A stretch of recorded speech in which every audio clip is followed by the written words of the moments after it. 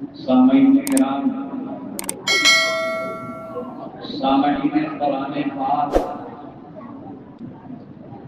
بانیان مجلس، اہلیان محلہ، صدر کلیجی، ارکان جلسہ، عزیز بچوں، نوجوانوں، بزرگوں، گھروں میں تشریف فرما، پردہ نشین، عزت مآب خواتین اہل سنت، السلام علیکم ورحمۃ اللہ وبرکاتہ۔ الحمدللہ الذی ہدانا لصراط الطریق وجعل لنا التوفیق خیر الرحیم، والصلاة والسلام على من أرسله هدى بالابتداء حكيم ونورا به الابتداء جديد، وعلى آله وأصحابه الذين صعدوا في مناهج الصدق بالتصديق وسعدوا في معارج الحق بالتهديد. قال الله تبارك وتعالى في القرآن المجيد والفرقان الحميد: واتبع سبيل من أناب إلي. آمنت بالله صدق الله العلي العظيم وبلغنا رسوله النبي الكريم ونحن على ذلك من الشاهدين والشاكرين والذاكرين والحمد لله رب العالمين. انتہائی محبت و محبت کے ساتھ ہم اور آپ مل کر ساقی حوض کوثر، ہم غریبوں کے سرور و یاور، محبوب داور، عبداللہ کے نقل جگر، آمنہ کے نور نظر، صاحب انا آتینا کالکوثر، صبح کائنات کے شمس الضحیٰ، شام کائنات کے بدر الدجا، یعنی روحی خلافت جناب محمد رسول اللہ صلی اللہ تعالی علیہ وسلم کے دربار پرانوار میں درود پاک پڑھنے کی سعادت حاصل کرنے. اللہم صلی علی سیدنا مولانا محمد وعلی آل سیدنا ومولانا محمد وبارک وسلم. صلاۃ و سلام علیک یا رسول اللہ سیدی یا حبیب اللہ. حضرات، آج کا یہ عظیم الشان، کثیر البرکات، عظیم المقاصد جلسہ ختم قرآن پاک و جلسہ میلاد پاک حنفیہ قادریہ مسجد میں انتہائی خشوع و اہتمام کے ساتھ منعقد ہو رہا ہے.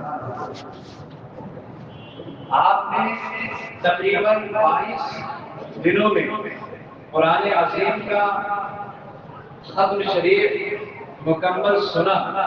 اللہ تعالیٰ آپ کا سننا قبول فرمائے، یہاں بیٹھنا منظور فرمائے، سننے سنانے سنوانے والوں کو مولا اس کا اجر عطا فرمائے.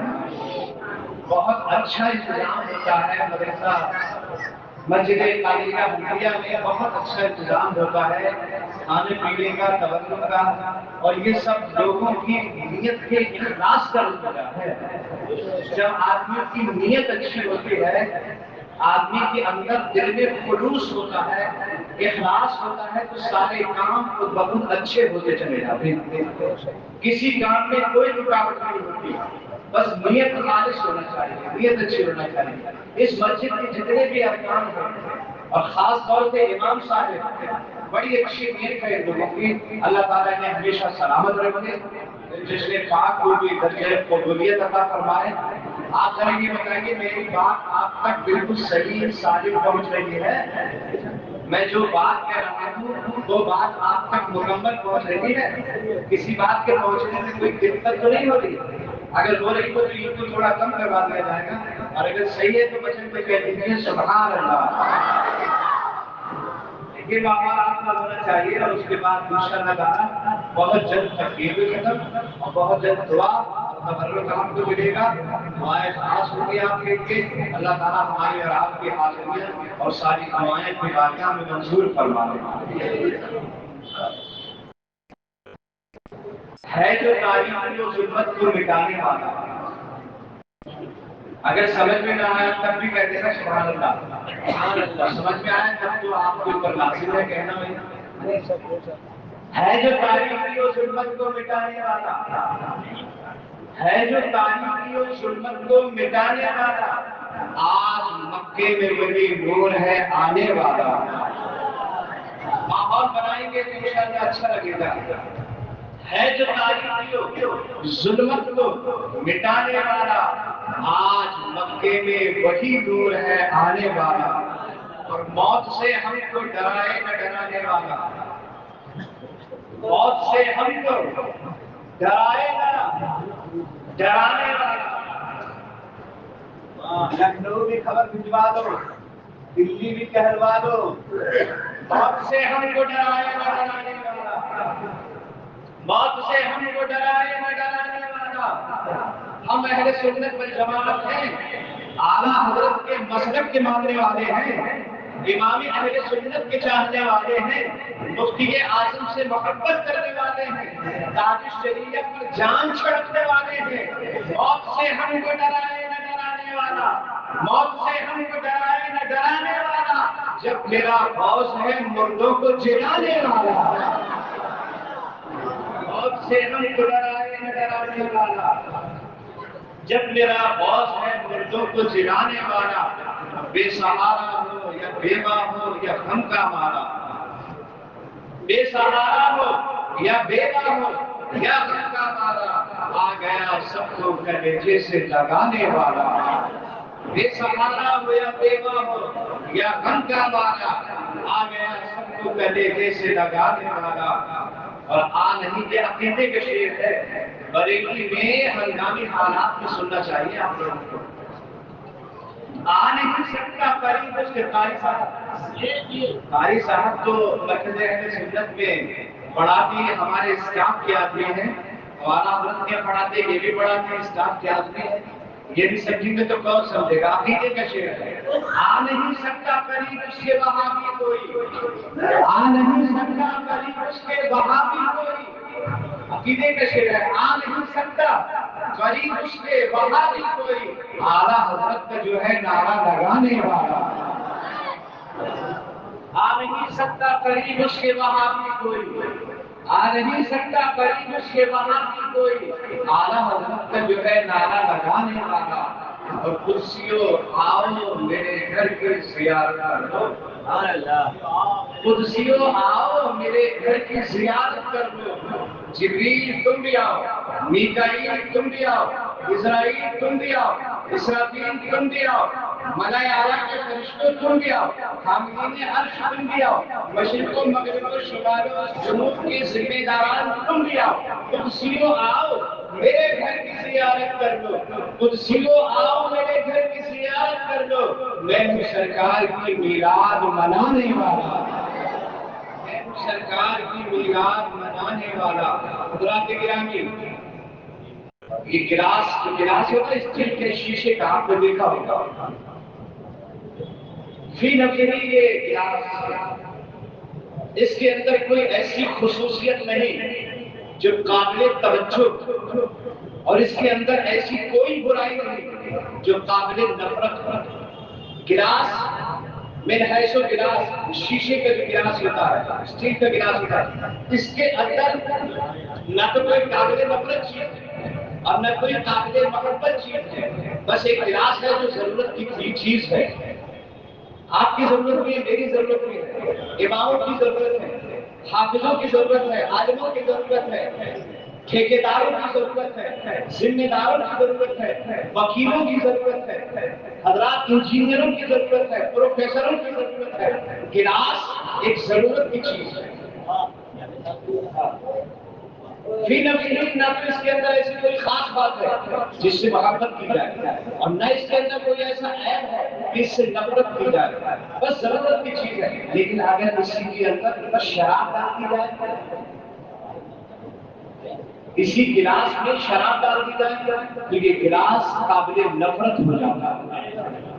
اب ایمان والا اس کو ہاتھ نہیں لگا سکتا، مومن اس کو اپنے در نہیں لگا سکتا، فی نفسہ گلاس سے کوئی نفرت نہیں، لیکن جیسے ہی شراب اس کے اندر ڈالیں گے اب گلاس قابل نفرت ہو گیا۔ حضرات گرامی، اب کوئی اسے آگ لگانے کے لیے تیار نہیں، اسے منہ لگانے کے لیے تیار نہیں، بلکہ ایمان والے کو اس کی طرف دیکھنے کے لیے بھی تیار نہیں۔ حضرات آخر ایسی کون سی چیز آ گئی کہ گلاس بھی قابل نفرت ہو گیا؟ اس کی شراب چلے جانے کی وجہ سے، اس کا مظلوم شراب بن جانے کی وجہ سے وہ گلاس قابل نفرت ہو گیا۔ اور اگر اسی گلاس میں آب زمزم ڈال دیا جائے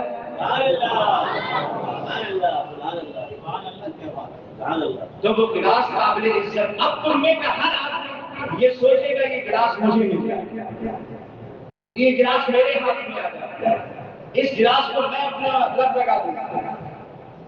ہر آدمی یہ سوچے گا کہ یہ گلاس مجھے مل جائے۔ میں اپنے حضرات بقی صاحب جب لوٹ کر آئے تھے عمرہ شریف سے، جس کو دیتے تھے وہ دوڑ کے یہ نہیں کہنا کہ نہیں کوئی بات نہیں بات پیچھے کا، جتنی مرتبہ انہوں نے دیا اتنی مرتبہ آپ نے وہ گلاس اپنے ہاتھ میں کھا لیا۔ وجہ کیا ہے؟ اس کے اندر زمزم شریف پڑا ہوا ہے، تو زمزم کی نسبت کی وجہ سے گلاس قابل عزت ہو گیا۔ زمزم شریف کی نسبت نے اس گلاس کو قابل عزت بنا دیا، قابل نسبت بنا دیا۔ حضرات گرامی، زمین پوری نور زمین یہ اللہ کی زمین ہے، یہ زمین پوری زمین میں آپ دیکھیں قرآن عظیم کا مطالعہ کرتے پوری نور زمین کے کسی ذرے کی اور کسی جگہ کی قسم اللہ نے نہیں اٹھائی، لیکن اسی زمین کا ایک خطہ ایسا ہے جس خطے کے لیے قرآن کہتا ہے لا اقسم بہذا البلد وانت حل بہذا البلد، اے محبوب ہمیں اس زمین کی قسم ہے، اس زمین کی قسم ہے، زمین کے اس ٹکڑے کی قسم ہے جس ٹکڑے پر آپ اپنا قدم ناز رکھ کر چلتے ہیں۔ زمین پوری زمین ہے، پورا گلوبل ارتھ ہے، لیکن کوئی کام نہیں سکتے۔ اللہ کسی حصے کی قسم نہیں کھاتا، بس اس زمین کی قسم کھاتا ہے، اس حصے کی قسم کھاتا ہے جس حصے پر اس کے محبوب نے قدم رکھ دیا۔ تو مکہ مدینہ کی سرزمین قابل عزت کیوں ہو گئی؟ مصطفیٰ کے قدم کی نسبت کی وجہ سے۔ جوتا آپ بھی پہنتے ہیں، جوتا ہم بھی پہنتے ہیں، امام صاحبان بھی پہنتے ہیں، حافظ صاحب بھی جوتا پہنتے ہیں، چھوٹے بڑے جوتا پہنتے ہیں، جوتا پیر میں پہنا جاتا ہے، سستا بھی ہوتا ہے مہنگا بھی ہوتا ہے، لیکن جوتا پیر میں ہے۔ حضرات گرامی، اب آپ اس جوتے کو دیکھیے، پہن کر آپ سب سے اگر کوئی بات ہو جائے کسی سے اور آپ اپنے پیر سے جوتا نکال کے کسی کو دکھا دیں تو غارت غریب گریبان کاٹ دیا جائے گا، یعنی مار پیٹ ہو جائے گی۔ تو ہوتا کون ہے جوتا دکھانے والا؟ تیری ہمت کیسے کرے جوتا دکھانے کی؟ تو کون ہے جوتا دکھا رہا ہے مجھے؟ تو ہوتا کون ہے جوتا دکھانے والا؟ یہی جوتا جو پاؤں میں آپ پہنے ہیں، اگر کسی کو دکھا دیں تو لڑائیاں ہو جاتی ہیں، جھگڑے ہو جاتے ہیں، فسادات ہو جاتے ہیں، لوگ دست کا گریبان ہو جاتے ہیں، لیکن یہی نالین ہے اور یہی جوتا ہے۔ آپ دیکھیں جب انبیاء کے قدموں میں پہنچ گئے تو تابوت سکینہ، جس کو تابوت سکینہ کہتے ہیں، اس تابوت سکینہ کے بارے میں، کیونکہ اس تابوت سکینہ میں نبیوں کی اور چیزوں کے ساتھ ساتھ یہ جوتے بھی رکھے ہوئے تھے، نالین کے جوڑے بھی رکھے ہوئے تھے۔ قرآن کہتا ہے تحملہ الملائکہ، یہ وہ جوتے ہیں جن کو فرشتے اپنے سر پر اٹھائے گھومتے ہیں۔ ایک جوتا وہ ہے اگر کسی کو دکھانے کو جھگڑا ہو جائے، لڑائی ہو جائے، اور ایک جوتا وہ ہے جسے فرشتے اپنے کاندھے پہ اٹھائے گھوم رہے ہیں، اپنے سروں پہ اٹھائے گھوم رہے ہیں۔ وجہ کیا ہے؟ وجہ یہ ہے کہ ان جوتوں کو نسبت ہو گئی پیغمبر سے۔ بریلی والے کہتے ہیں، بریلی والوں نے اعلان کر دیا جو سر پہ رکھنے کو مل جائے نعرے پاک حضور، جو سر پہ رکھنے کو مل جائے نعرے پاک حضور، تو پھر کہیں گے کہ ہاں تاجدار بھی ہے۔ آپ کا جوتا کوئی دیکھے تو لڑائی جھگڑا ہو جائے، اور نبی کے قدم میں وہی جھکا چلا جائے تو فرشتے اسے اپنے سر کا تاج بنانے کے لیے تیار ہیں، بریلی والے اپنے سر کا تاج بنانے کے لیے تیار ہیں۔ حضرات گرامی، بیویاں سب کے گھر میں ہیں، بڑوں کے گھر میں بھی بیویاں ہیں، مالداروں کے گھروں میں بھی بیویاں ہیں، بڑیروں کی بیویاں ہیں، پیسے والوں کی بیویاں ہیں، جائیداد والوں کی بیویاں ہیں، غریبوں کی بیویاں ہیں، امیروں کی بھی بیویاں ہیں، لیکن پوری دنیا کی بیویاں ایک طرف اور مصطفیٰ جان رحمت کے گھر کی بیویاں ایک طرف۔ کسی اور کو وہ رتبہ اور شرف حاصل نہیں جو پیغمبر کی بیویوں کو شرف حاصل ہے۔ قرآن کہتا ہے یا نساء النبی لستن کاحد من النساء، اے نبی کی بیویوں آپ کے جیسے پوری دنیا میں کوئی عورت ہے ہی نہیں۔ اے نبی کی بیویوں تمہارے جیسی تو کائنات میں کوئی عورت ہے ہی نہیں۔ وجہ کیا ہے؟ جس خاندان سے وہ عورتیں آئی تھی اس خاندان میں کیا اور عورتیں نہیں تھیں؟ یقیناً تھیں، ان کی چچیری بہنیں، پہیری بہنیں، ان کے خاندان والی بہنیں، ان کے محلے کی لڑکیاں، لیکن کسی کو یہ رتبہ حاصل نہیں۔ رتبہ ان عورتوں کو حاصل ہوا ہے جو عورتیں پیغمبر کے بستر پہ تشریف لے گئی ہیں، جو نبی کے بستر پہ اتری ہیں۔ نبی کے بستر میں عظیم پیغمبر کی عظیم نسبت نے ان عورتوں کو کائنات کی تمام عورتوں میں ممتاز بنا دیا۔ عظیم پیغمبر کی عظیم نسبت نے ان عورتوں کو ممتاز کر دیا۔ آپ دیکھیں آسمانی کتابیں کتنی ہیں، ویسے تو بے شمار ہے، کوئی جانتا ہے کتنی ہے، لیکن مشہور کتابیں 4 ہیں، توریت، زبور، انجیل، قرآن پاک۔ یہ 4 آسمانی کتابیں ہیں اور چاروں کتابیں اللہ کی کتاب ہیں، یہ اللہ کا کلام ہے اور اللہ کا کلام اللہ کے کلام کی حیثیت سے اس میں کوئی اتار چڑھاؤ نہیں۔ کیوں؟ اس لیے کہ اللہ کا کلام اس کی صفت ہے، اللہ کی ذات کی صفت ہے، اس کا کلام ہے۔ تو جب اللہ کا کلام اس کی صفت ہے تو جس طرح اس کی ذات میں کوئی تغیر و تبدل نہیں ہوتا، اس کی ذات میں کوئی اتار چڑھاؤ نہیں ہوتا، اس کی ذات میں کوئی کمی زیادتی نہیں ہوتی، اس کی ذات میں کوئی کمی و نقصان نہیں ہوتا، ایسی اس کی صفات میں بھی کوئی اتار چڑھاؤ نہیں ہے۔ اللہ کا کلام ہے تو سب اللہ کا کلام ہے۔ اللہ کی کلامی، لیکن وجہ کیا ہے؟ پوری دنیا کے علماء کہتے ہیں، بلکہ پوری دنیا کہتی ہے قرآن چاروں کتابوں میں سب سے افضل ہے۔ نہیں بولو، آسمانی جتنی کتابیں ہیں ساری کتابوں میں سب سے افضل کون سی کتاب ہے؟ قرآن پاک، جس کو آپ نے 23 دنوں میں سنا ہے۔ یہ تمام کتابوں میں سب سے افضل و اعلیٰ کتاب ہے، سب سے فضیلت والی کتاب ہے۔ وجہ کیا ہے تو یہ بھی اللہ کا کلام۔ توریت افضل کیوں نہیں؟ زبور افضل کیوں نہیں؟ انجیل افضل کیوں نہیں؟ قرآن کیوں افضل ہے؟ جبکہ وہ اللہ کا کلام ہے اور اللہ کا کلام اس کی صفت ہے اور اس کی صفت اس کی ذات کی طرح اونچ نیچ ہو نہیں سکتی، اتار چڑھاؤ ہو نہیں سکتا، کمی زیادتی ہو نہیں سکتی، تو پھر ایک افضل دوسری مفضول کیسے ہو گئی؟ اللہ کا کلام اللہ کے کلام سے افضل کیسے ہو گیا؟ ارے اس کا کلام جو ہے کیسا ہونا چاہیے، لیکن ایک کلام افضل ہے دوسرا مفضول ہے۔ بتاتے ہیں مسلمانوں بتاتے ہیں جب یہ موقع آئے گا تو یہ نہیں دیکھا جائے گا کہ کلام کون لے رہا ہے، یہ نہیں دیکھا جائے گا کلام کون لے رہا ہے، یہ دیکھا جائے گا کلام کون لے کے آ رہا ہے۔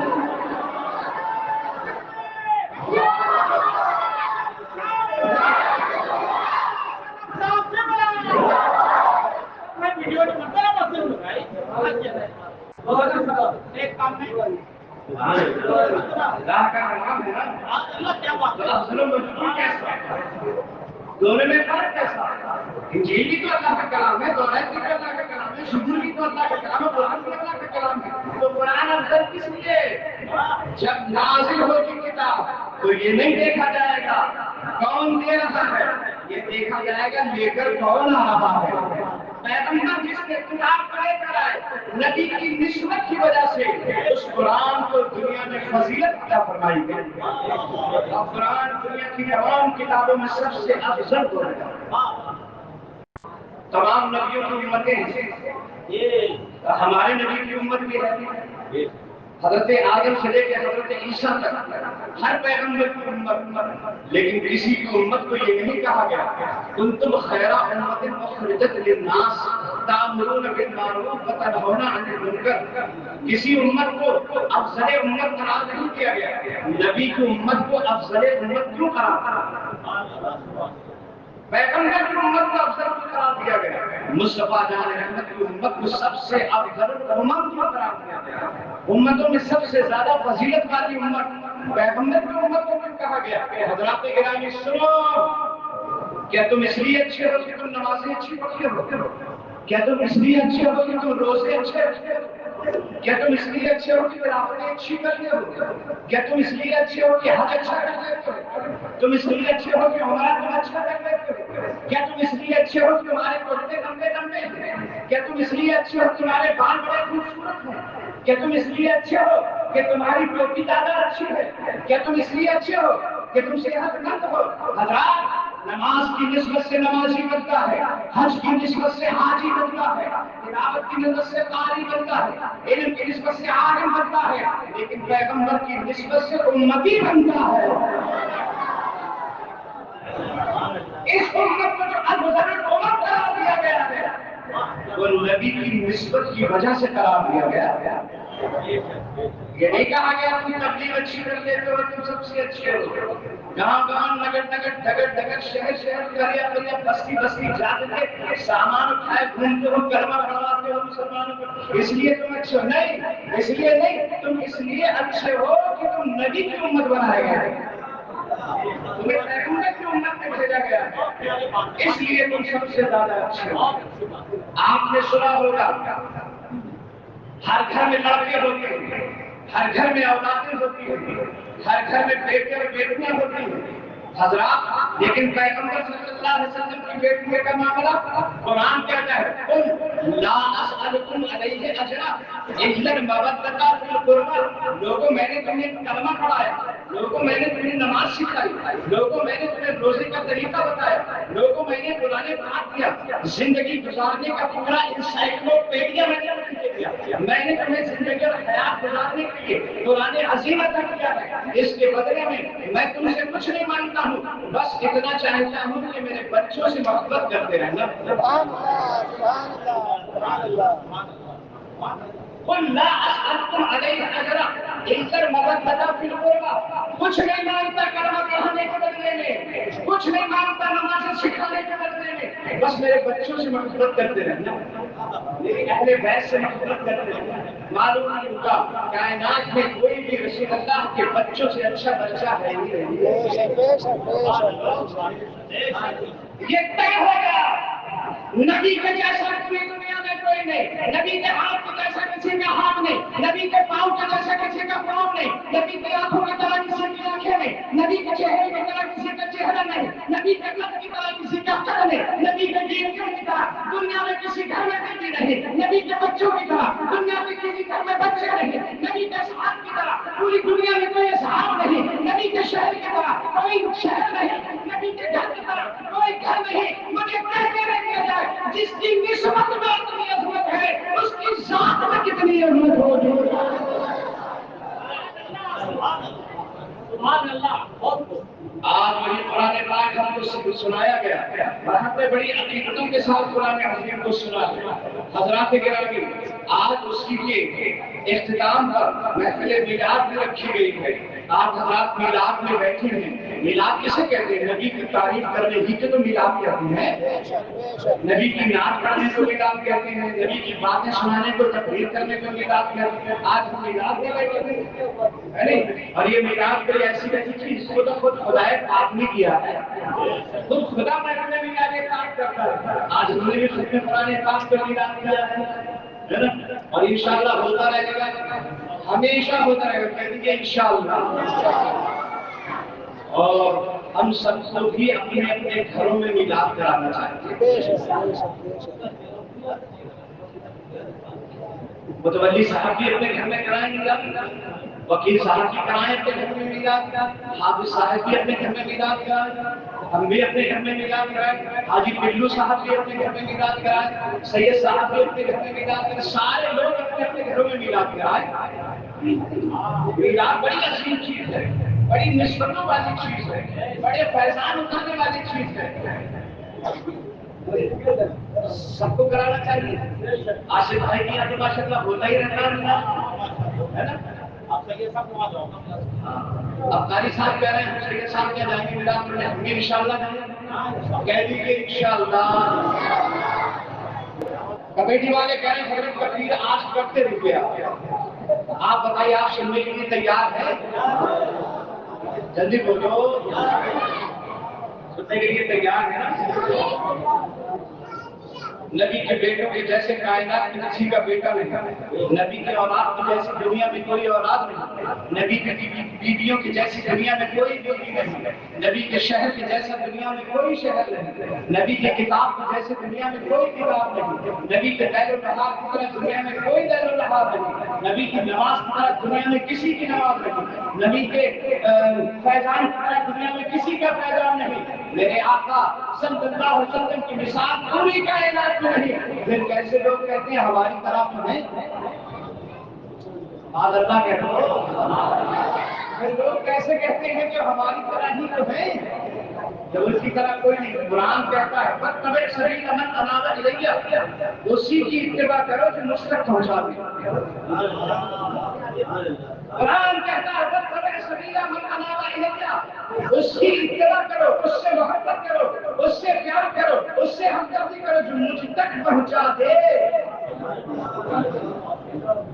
نبی کی اولاد خدا تک پہنچانے والے ہیں، نبی کا صحاب خدا تک پہنچانے والے ہیں، نبی کے آل خدا تک پہنچانے والے ہیں، نبی کے اباء خدا تک پہنچانے والے ہیں، فاطمہ خدا تک پہنچانے والے ہیں، حسن خدا تک پہنچانے والے ہیں، شیر خدا خدا تک پہنچانے والے ہیں، حسین خدا تک پہنچانے والے ہیں، تمام اولیاء خدا تک پہنچانے والے ہیں۔ اور قرآن کیا کہتا ہے؟ جو مجھ تک پہنچا دے اسی کی اتباع کرنا ہے نا؟ اور جو خدا سے پلٹ دے اس کی اتباع۔ قرآن کہہ رہا ہے وَاتَّبِعْ سَبِيلَ مَنْ أَنَابَ إِلَيَّ، جو مجھ تک پہنچا دے بس اسی سے محبت کرنا، بس اسی سے اتباع کرنا، بس اسی سے پیار کرنا۔ حضرات گرامی، ایک صاحب ہے ابو عامر ان کا نام ہے، کیا نام ہے؟ جلدی بتاؤ کیا نام ہے؟ ابو عامر، بغداد کے رہنے والے بڑے تاجر۔ وہ کہتے ہیں میرے گھر کی ایک دیوار ہوئی، برسات کے دن میرے گھر کی دیوار تھی، اور جب دیوار گری تو میں نے سوچا تھا اسے تعمیر کرا دیا جائے۔ میں تعمیر کرانے کے لیے اس مقام پہ پہنچا جس مقام پہ مستری لوگ کھڑے رہتے ہیں، مزدور لوگ کھڑے رہتے ہیں، شامت گنج کے چوراہے پہ کھڑے رہتے ہیں، قلعہ پہ کھڑے رہتے ہیں، سواد نگر پہ کھڑے رہتے ہیں، جہاں جہاں مزدوروں کے کھڑے ہونے کی جگہ ہوتی ہے لوگ کہیں پہنچتے ہیں، اور جب پہنچتے ہیں نا تو وہ فوراً گھیر لیتے ہیں، سب کہتے ہیں مجھے لے چلو، مجھے لے چلو، میں چلوں گا، مجھے لے چلو۔ ایسے ابو عامر کہتے ہیں میں دیوار بنوانے کے ارادے سے جب اس مقام پہ پہنچا جس مقام پہ مزدور کھڑے ہوتے تھے، میں جب وہاں گیا تو لوگوں نے مجھے گھیر لیا اور گھیر کے کہتے مجھے لے چلو، میں بہت اچھا کاریگر ہوں، مجھے لے چلو، مجھ سے اچھا کوئی کام نہیں کر پاتا ہے، میں تو 4 آدمیوں کے برابر اکیلے کام کر دے گا، مجھے لے چلو، مجھے لے چلو۔ ابو عامر کہتے ہیں اچانک میری نظر ایک طرف ایک لڑکے پر پڑی، وہ لڑکا بیٹھا ہوا قرآن کی تلاوت کر رہا تھا۔ اچانک اس نوجوان پہ میری نظر پڑی، جب میں نے دیکھا خوش پوشاک، آنکھیں نرگسی، چہرہ نورانی، اٹھتی ہوئی پیشانی، نور بدن سے نکلتا ہوا مجھ سے رہا نہیں گیا۔ نور آنکھوں میں تو چہرے اجالے ہوں گے، نور آنکھوں میں تو چہرے پہ اجالے ہوں گے، مصطفیٰ والوں کے انداز نرانے ہوں گے، آنکھوں میں تو چہرے پہ اجالے ہوں گے، مصطفیٰ والوں کے انداز نرانے ہوں گے، مجمع حشر میں اعمال جو کالے ہوں گے سب کے سب وہ تیری رحمت کے حوالے ہوں گے۔ مجمع حشر میں اعمال جو کالے ہوں گے سب کے سب وہ تیری رحمت کے حوالے ہوں گے۔ اور پوچھا دوزخ نے کہ یار تیرے مجرم نے کہا، پوچھا دوزخ نے کہ یار تیرے مجرم نے کہا، آئی آواز محمد نے سنبھالے ہوں گے۔ ابو عامر کہتے ہیں میں جب میری نظر اس لڑکے پر پڑی تو وہ قرآن کی تلاوت کر رہا تھا. میں اس کے پاس پہنچا اور پاس پہنچنے کے بعد میں نے کہا بیٹا تم مزدوری کرو گے؟ وہ کہنے لگا جب اس مقام پہ بیٹھا ہوں جہاں مزدور ہی بیٹھتے ہیں تو یقیناً کروں گا. اس نے اپنی آیت کو پورا کیا. آیت پورے کرنے کے بعد کتاب کو بند کیا, قرآن پاک کو بند کیا. بند کرنے کے بعد سینے سے لگا دیا. کہا ٹھیک ہے ہاں میں کروں گا. ٹھیک ہے چلیے میرے ساتھ میرے گھر کے دیوار بنا. کہا لے تو جا رہے ہیں آپ, میں آپ کے ساتھ چلنے کے لیے تیار ہوں, لیکن میری 3 شرطیں ہیں. کتنی شرطیں ہیں؟ 3 شرطیں ہیں. ان 3 شرطوں پر تو میں آپ کے ساتھ جا سکتا ہوں ورنہ میں آپ کے ساتھ نہیں جاؤں گا. ابو عامر کہتے ہیں کہ شرطیں تو مالک لگاتا ہے, مزدور کہاں لگاتا ہے؟ شرط مالک لگاتا ہے نا, مزدور کو بغیر شرط کے چل دیتا ہے. کہنے لگا تو اور مزدور ہوں گے تو بنا شرط کے چل دیتے ہوں گے, میں بغیر شرط کے نہیں جاؤں گا. ابو عامر کہتے ہیں تجسس بڑھ گیا.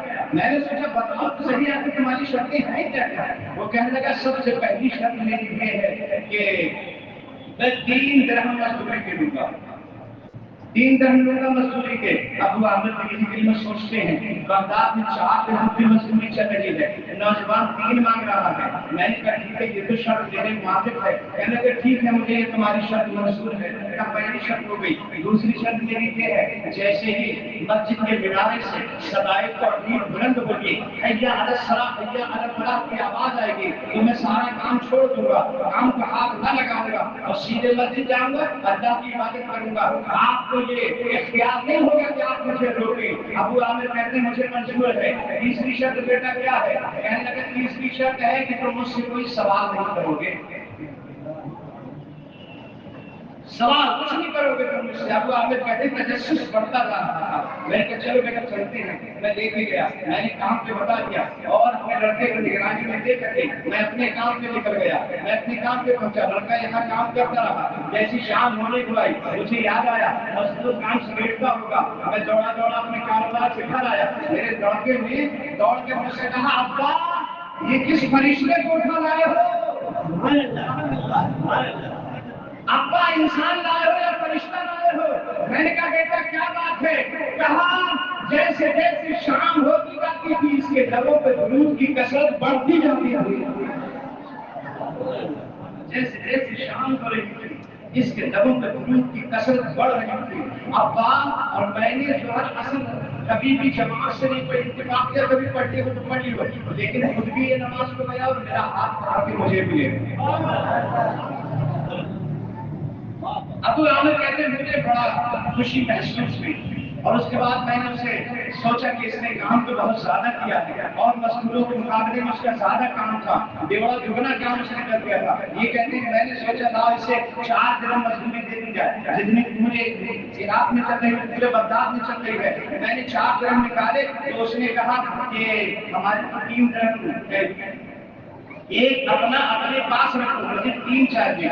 3 درہم اس نے دے دیے اور اس نے کہا ابو عامر کہتے ہیں بیٹا تمہارا نام کیا ہے؟ کہنے لگے میں نے کہا تھا نا جب تم کوئی سوال نہیں کرو. میں نے کہا تھا نا کہ کوئی سوال نہیں کرو گے. کہا ٹھیک ہے ٹھیک ہے ٹھیک ہے. کہنے لگے اس لڑکی کی عصمت میرے دل میں بیٹھ گئی. میں نے سوچا کام اور بڑھا دیا جائے, کم سے کم روزانہ اس سے ملاقات تو ہوتی رہی. کہ دوسرے دن جب میں اس مقام پہ پہنچا میں نے دیکھا وہ لڑکا وہاں نہیں تھا. میں نے اس کے ساتھیوں سے پوچھا کہ وہ لڑکا کہاں ہے؟ لوگ بولے وہی جو اپنا نام نہیں بتاتا. کہاں وہی لڑکا جو اپنا نام نہیں بتاتا. کہاں؟ بولے ارے وہ تو ہفتے میں صرف ایک بار آتا, ہفتے کے دن آتا اور پورے ہفتہ نہیں آتا. کہنے لگے کہ میں نے سوچا کہ سے ملاقات کی جائے. جب ملاقات کرنے کے غرض سے میں کہا اس کا گھر کہاں ہے؟ اور اس کا گھر کہاں ہے؟ وہ تو بغداد کے قبرستان کی جھوپڑی ڈال کے رہتا ہے. ابو عامر کہتے ہیں تجسس بہت زیادہ تھا, ملاقات کے اشتیاق پر میں چل گیا. اور جب میں نے دیکھا جا کے تو واقعی یہ جھوپڑی بنی جھوپڑی میں جو ہے وہ تھا.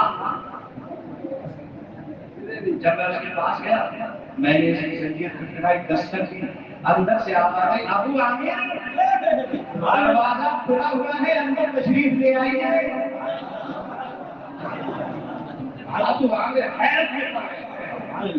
اور حیرت میں پڑ گئے، کہنے لگے تمہیں میرا نام کس نے بتایا؟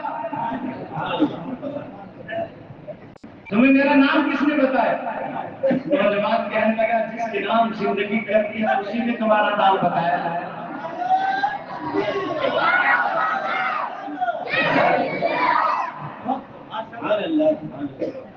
دیکھا دیکھا گیا کہ بیٹے میں تمہارا انتظار کر رہا تھا، تم آئے نہیں۔ کہنے لگے کہ میری طبیعت خراب ہو گئی تھی، اس وجہ سے میں نہیں آ پایا، اور اب جو ہے وہ میں لیٹا ہوا کہا تم نے دوائی وغیرہ ایسے سر پہ ہاتھ رکھا ہوا اپنا سر جھل رہا تھا، قریب جا کے میں بیٹھ گیا۔ میں نے کہا بیٹا چلو دوائی کروا دے، تمہاری جو ہے دوا کا انتظام کروا دے۔ نوجوان کہنے لگا ابو عامر اب بات دوائی سے آگے نکل چکی ہے، بات دوائی سے آگے نکل چکی ہے، اب میرا انتقال ہونے والا ہے۔ ابو عامر کہتے میرے دل پہ جیسے بجلی گر گئی، اتنا اچھا نوجوان اور مرنے کی بات کر رہا ہے۔ کہا ہاں ابو عامر 3 درہم دے دو، یہ اس ہفتے کی جو درہم کے میری طبیعت خراب ہو جانے کی وجہ سے وہ خرچ نہیں ہو پائے، یہ 3 درہم تم رکھ لو، میری تدفین کا سامان لے آنا، کفن دفن کر دینا، اور اس کے بعد اعلان مت کرنا، قبر کھودنے والا اور تم دونوں لوگ مجھے لے جا کے چٹکی سے دفن کر دینا، اور اس کے بعد جتنے پیسے بچے ان سب کو غریبوں میں تقسیم کر دینا۔ اور ایک تھیلا اٹھایا، اور تھیلا اٹھانے کے بعد اس نے اپنا ہاتھ ڈالا، ہاتھ ڈال کر جب نکالا تو اس کے ہاتھ میں قرآن پاک تھا اور ایک انگوٹھی تھی، وہ انگوٹھی ابو عامر کو دی، وہ قرآن پاک کیا اور کہا یہ لے لو، یہ میری امانت ہے، امانت کے طور پہ میں تمہیں دیتا ہوں، میری تدفین سے جب فارغ ہو جاؤ اور مجھے دفن کر کے جب فارغ ہو چکو تو پھر بادشاہ نے وقت خلیفہ ہارون رشید کو یہ امانت لے جا کر دے دینا۔ خلیفہ ہارون رشید کو لے جا کر یہ امانت دے دینا۔ ابو عامر کہتے ہوئے انگوٹھیوں کو قرآن میں نے دے دیا، دینے کے بعد رکھ دیا، جیسے ہی میں نے اس سے وعدہ کیا اس کا انتقال ہو گیا۔ میں نے قبر کھودنے والے کو بلایا، اعلان کچھ نہیں کیا، نہلایا دھلایا، کفن پہنایا، دفن کرنے کے لیے جب اس کو قبر سے باہر نکالا، اس کو حجرے سے جھوپڑی سے باہر لے کر آیا، اللہ کی عزت کی قسم پورے بغداد کے انسان ہی انسان نظر آتے جس کی کسی کو خبر نہیں دی گئی، آج اس کے جنازے میں ہجوم نظر آ رہا ہے۔ ایک امام کہتے ہیں ہمارے جنازے ہی فیصلہ کریں گے کون حق پر ہے اور کون باطل پر، ہمارے جنازے ہی فیصلہ کریں گے کہ کون حق اور کون باطل ہے۔ حضرات گرامی، ابو عامر کہتے ہیں میں نے تسلیم کر دی، دفن کرنے کے بعد مجھے یاد آیا کہ مجھ کو خلیفہ ہارون رشید کو اس کی امانت لے جا کر دینا ہے، اور جیسے ہی میں محل میں پہنچا دربان سے میں نے کہا، دربان نے کہا ٹھیک ہے خلیفہ اپنی عظمت پہ بیٹھے ہیں۔ میں جب اندر پہنچنے کے بعد میں نے کہا حضور میں کچھ امانت لے کر آیا ہوں، آپ سے ملاقات کرنا چاہتا ہوں۔ میں ٹھیک ہے دکھائی امانت کیا ہے؟ وہی قرآن انگوٹھی جیسی خلیفہ ہارون رشید کے سامنے ابو عامر نے اس طرح پیش کی، خلیفہ ہارون رشید اٹھ کر کھڑا ہو گیا اپنے تخت سے، اور اٹھ کے کھڑے ہونے کے بعد کہنے لگا یہ امانت تمہیں کس نے دی؟ یہ تمہیں کہاں سے ملی؟ یہ تم کہاں سے لے آئے؟ کہنے لگے ایک نوجوان نے مجھے دی۔ کس نوجوان نے؟ جلدی بتائیے۔ کہا ایک مظلوم نوجوان نے دی ہے۔ کون مظلوم؟ کیسی بات ہے؟ کہا ایک مظلوم نے مجھے دی ہے، میں نے اس سے اپنے گھر میں مزدوری کرائی تھی، میری اس سے ملاقات بھی تھی، اس نے مجھے یہ امانت کی ہے۔ کہا وہ نوجوان کہاں ہے؟ جلدی بتائیے، اس کا پتہ بتائیے، میں جانا چاہتا ہوں، کہاں ہے وہ نوجوان؟ کہا انا للہ و انا الیہ راجعون۔ ابو عامر کے جیسے ہی کلمہ پڑھا، خلیفہ ہارون رشید دھام سے نیچے گئے، بے ہوش ہو گیا، پانی وغیرہ ڈالا گیا، ہوش میں لایا گیا۔ پھر کہا یہ نوجوان تمہیں کہاں سے ملا؟ کہا یہ مزدوروں کے اڈے میں رہتا تھا، مزدوری کرتا تھا، سینے پہ ہاتھ مار کے خلیفہ ہارون سے لکڑی سہارے کھڑے کیا، پھر بھی ہوش ہو کر گیا، اور جب ہوش آیا تو ابو عامر کی کرائی پڑ گئی۔ کہا چلو لے چلو، زندگی میں تو ملاقات نہیں ہوئی، مرنے کے بعد یہ ملاقات کر لے، کم سے کم اس کے قبر ہی پہ چلے جائیں۔ ابو عامر کہتے ہیں خلیفہ ہارون رشید کو لے کر میں قبرستان جب پہنچا، اور قبرستان میں جیسے میں نے کہا یہ قبر اس نوجوان کی، خلیفہ ہارون دوڑا بے تحاشا گر گیا اس کی قبر پہ، خاک کھاتا تھا، سر میں ڈالتا تھا، گریبان پھاڑ رہا تھا، بے تحاشا رو رہا تھا، چیخ رہا تھا۔ ابو عامر کہتے ہیں یہ شہید شاہ حق تقدیم ایک مزدور کی قبر پر بے حساب رو رہا ہے، آخر وجہ کیا ہے؟ ابو عامر کہتے ہیں بادشاہ کیا بات ہے، آپ اتنا کیوں رو رہے ہیں ہزار قطار؟ ایک مزدور عام کی قبر پر شہید شاہ حق تقدیم رو رہا ہے، وجہ کیا ہے؟ تو خلیفہ ہارون رشید کہتے ہیں ابو عامر شاید تمہیں پتہ نہیں یہ میرا بیٹا تھا، یہ میرا بیٹا تھا، شہید شاہ حق تقدیم کا شہنشاہ کا بیٹا، اور مزدوری کر رہا تھا۔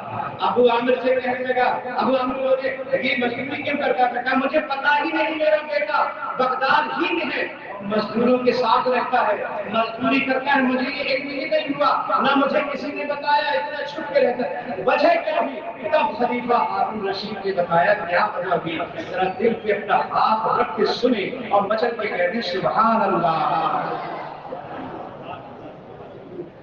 سنو ابو عامر، میرا لڑکا مستی میں رہا کرتا، وہ شراب و شواب کی مستیاں، وہ دولت کے نشے کی فراوانیاں، وہ عیش عشرت کے مزے، وہ کمرے میں دوستوں کے جھنڈے، وہ یاروں کی بھیڑیں، وہ شراب و کباب، میرا لڑکا ہر رات ایسے مستغرق رہتا تھا۔ اچانک ایک رات اپنے دوستوں کے ساتھ شراب و شباب میں مست تھا، شباب و کباب میں مست تھا، اچانک ایک قاری قرآن ادھر سے گزرا، اور جب وہ ادھر سے گزرا تو وہ قرآن پاک کی تلاوت کر رہا تھا، اور قرآن پاک کی تلاوت کرتے کرتے اس کی زبان پر یہ آیت آ گئی جس میں یہ فرمایا پروردگار عالم نے کیا ابھی وہ وقت نہیں آیا کہ لوگوں کے دل اللہ کے ذکر میں لگ جائیں؟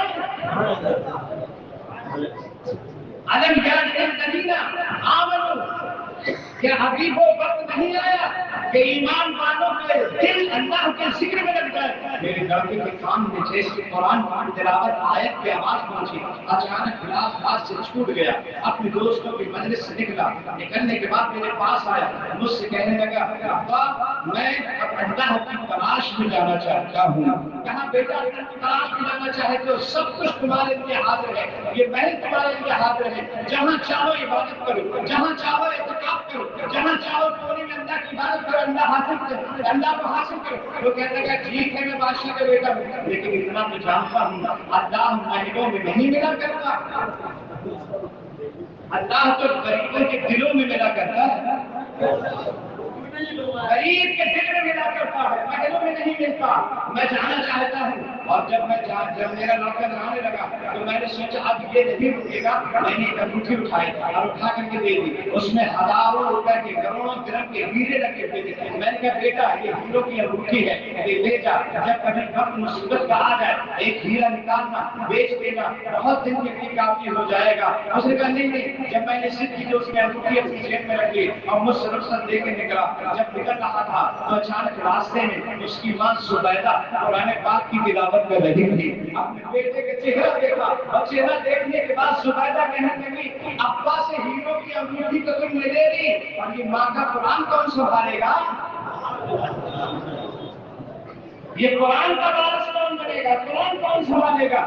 یہ بھی لے لو، اب وقت فیصلہ کرے گا کون ہدایت تک پہنچاتا ہے اور کون ہدایت تک نہیں پہنچاتا۔ اس نے قرآن بھی لے گیا اور لے کر چلا گیا۔ یہ دیکھو ابو عامر، میرے بیٹے نے انگوٹھی میں سے ایک بھی ہیرا نہیں نکالا ہے، اور جیسا قرآن اس کی ماں نے دیا تھا ویسا ہی قرآن امانت کے طور پہ واپس کر دیا ہے، اور زمانے والوں کو یہ بتا دیا ہے لوگوں باپ کا دیا ہوا ہیرا اللہ تک نہیں پہنچاتا ہے، ماں کا دیا ہوا قرآن اللہ تک پہنچا دیتا ہے۔ قرآن کا ربط تمہیں سبیلا من اناب الیہ، اس کی اتباع کرو جو اللہ تک پہنچا دے، اس سے کیا کرے جو اللہ تک پہنچا دے۔ چونکہ یہ قرآن کی محفل ہے اس لیے بس چند کے یہ جملے بھی سنو، ایک وظیفہ کے طور پہ میں آپ کو سورۃ طلاق کی آخری آیتیں بتا دیتا ہوں، اگر یاد کر لیا زندگی بلے بلے ہو جائے گی۔ قرآن پاک میں اللہ نے ارشاد فرمایا، سورۃ طلاق کی آخری آیتیں ہیں، اللہ تبارک و تعالیٰ اپنے حبیب صلی اللہ علیہ وسلم کے صدقے ہم سب کو قرآن عظیم پہ عمل کرنے کی توفیق عطا فرمائے۔ انشاءاللہ جیسی آیتیں یاد آئیں گی میں وظیفے کے طور پر آپ کو بتاؤں گا۔ بہرحال قرآن پاک کو آپ نے سنا، ہم نے سنا، اللہ تعالیٰ اس سننے کو قبول و مقبول فرمائے۔